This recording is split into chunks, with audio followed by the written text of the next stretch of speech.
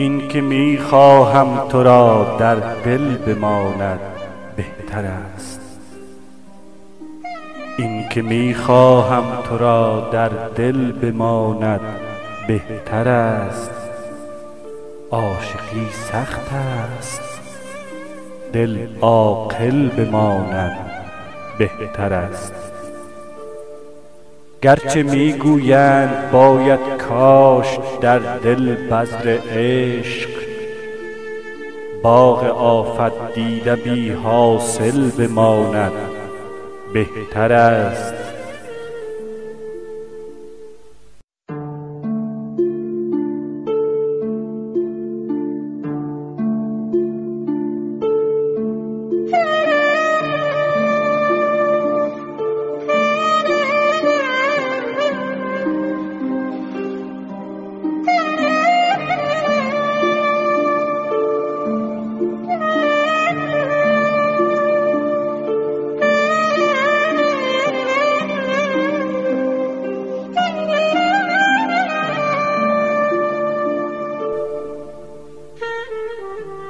این که باید دل به دریا زد همیشه خوب نیست.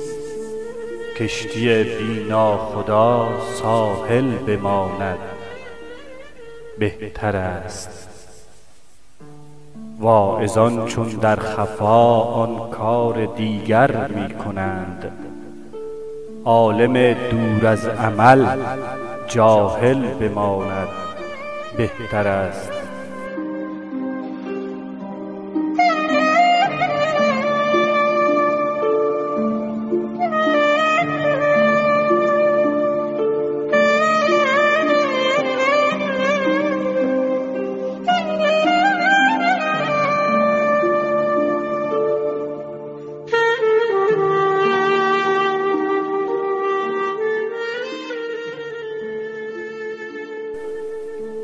آن که با افطار از درک فقیران عاجز است، روزه هایش هم اگر باطل بماند بهتر است.